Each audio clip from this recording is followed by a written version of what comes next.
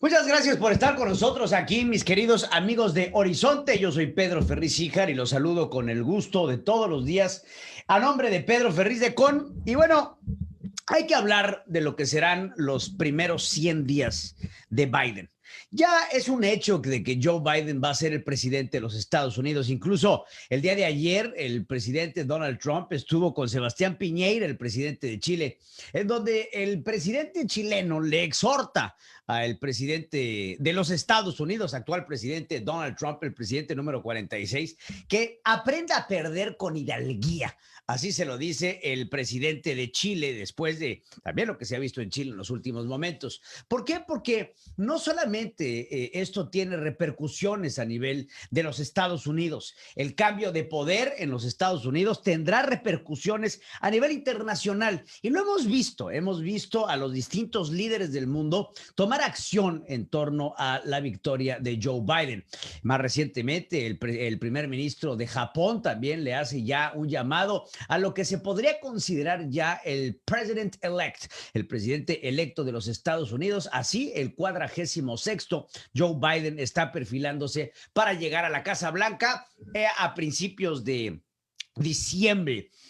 Ya la transición está muy cerca. Inclusive algunos senadores de los Estados Unidos, senadores republicanos incluidos, han pedido a la Casa Blanca que Joe Biden tenga a partir de ya acceso a los reportes de seguridad que se le dan al presidente de los Estados Unidos todos los días. Estos reportes que el mismo Donald Trump ha dicho que él, como es un hombre muy inteligente, pues no los necesita leer porque claramente sabe lo que está sucediendo en el mundo y no necesita de estos reportes que son sumamente importantes, ya que en ellos es en donde se incluyen todos los clasificados, todas las claves de activación, inclusive para poder activar de ser necesario alguna amenaza internacional. Ahora la pregunta es, ¿cómo tendrán que ser los primeros días de Joe Biden? Los primeros 100 días de gobierno del presidente Joe Biden serán sumamente cruciales, no nada más para los Estados Unidos, serán cruciales para el mundo. Ahorita los ojos están puestos en el candidato demócrata, presidente electo de los Estados Unidos, para ver quiénes son los jugadores clave que van a jugar en esta transición hacia el poder. ¿Quién es el jefe de gabinete? ¿Quién tendrá en sus manos las labores de seguridad? ¿Quién será su encargada de comunicación? Etcétera, etcétera, etcétera. Sin embargo, la estrategia de los primeros 100 días deberá de ser una estrategia muy clara. ¿Cuáles son las promesas de Joe Biden para los migrantes? ¿Cuáles son las promesas de Joe Biden no solamente para el pueblo estadounidense, sino para el mundo? ¿Cómo se va a reconformar el tablero internacional? Antes de que llegara Donald Trump al poder y todavía bajo la presidencia del presidente Barack Obama, Estados Unidos gozaba el privilegio de ser el país que era, vamos, la punta de lanza de la hegemonía internacional.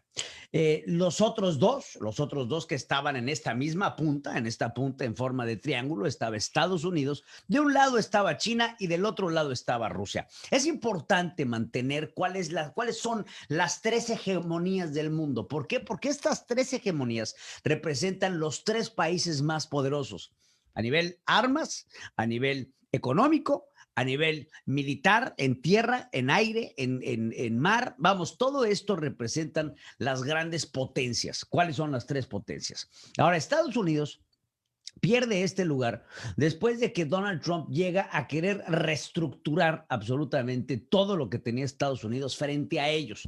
El Tratado de París, el liderazgo de los tratados comerciales con América y también con Asia.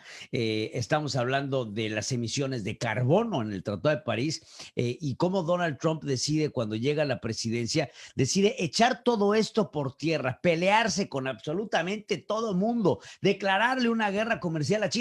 Fíjense, lo primero que hace Donald Trump cuando llega a la presidencia de los Estados Unidos, y lo recuerdo como si fuera ayer, fue invitar al presidente chino Xi Jinping a su casa de Mar-a-Lago para poder tener una conversación en torno al comercio con China. China representa el segundo o tercer socio comercial, inclusive en algunos años el primer socio comercial de los Estados Unidos. Las tarifas de importaciones y exportaciones podrían regir el mundo entero en términos generales de comercio. ¿Por qué? por la gran cantidad de volumen de comercio que ahí se importa y exporta. Y es así como empieza la rebatinga. Esta guerra comercial con China ha movido los mercados para arriba y para abajo. Claro, Donald Trump estaba enojado porque los chinos hacen con su mercado lo que quieran, pero no hacen lo que quieren con el mercado internacional. Paralelamente a esto, se supo o se vio, se sentía este poderío que tenía Rusia frente al presidente de los Estados Unidos. Si analizamos la presidencia de Donald Trump, nos vamos a dar cuenta de que Donald Trump lo tenía Vladimir Putin virtualmente agarrado del cuello.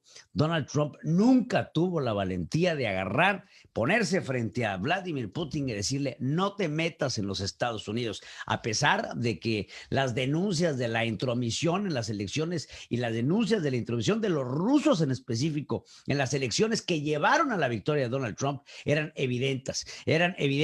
El caso se llevó al Senado de los Estados Unidos, hubo investigaciones, el reporte Mueller, hubo, intentos de tirar al presidente producto de ello que llegaron a oídos sordos después de investigaciones tras investigaciones tras investigaciones. El control de Donald Trump en la Casa Blanca era total y por ello no se llegó a nada al respecto.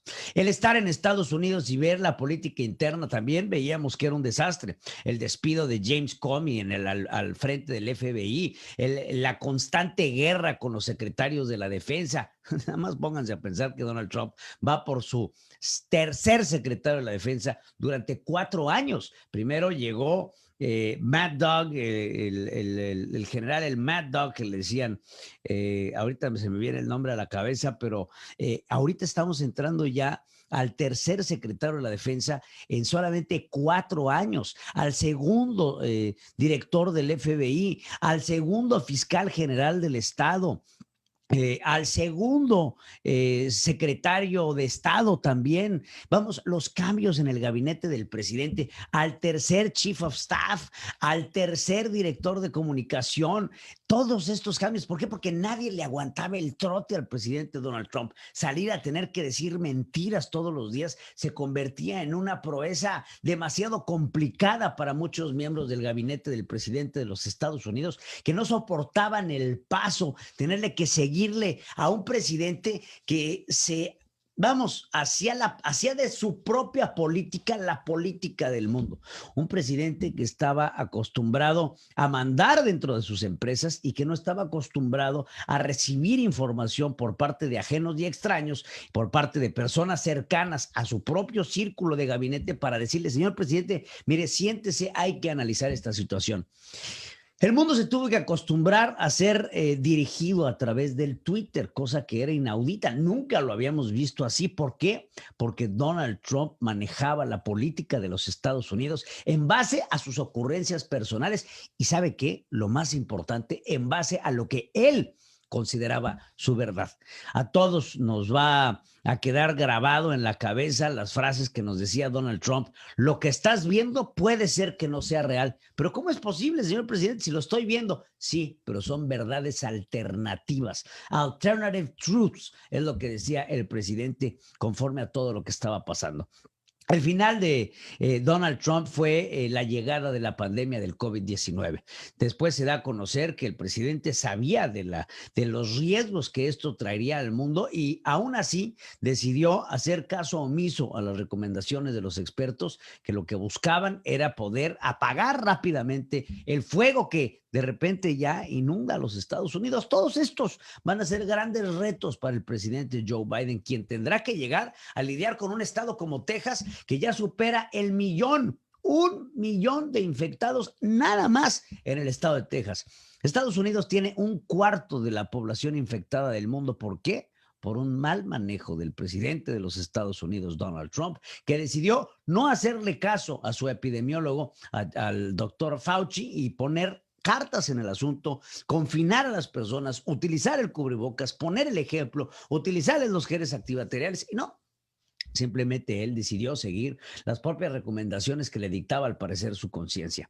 Todos estos retos que se ponen sobre la mesa serán muy difíciles para Joe Biden en los primeros 100 días de su gobierno. El tablero internacional se tendrá que reacomodar y Estados Unidos tendrá que regresar a buscar a ser la economía más importante del mundo, el ejército más poderoso del planeta, el que dicte las políticas internacionales, el que ponga el ejemplo en emisiones de carbono, ese lugar que tenían los Estados Unidos y que poco a poco, durante un periodo muy corto de tiempo, llegó a perder.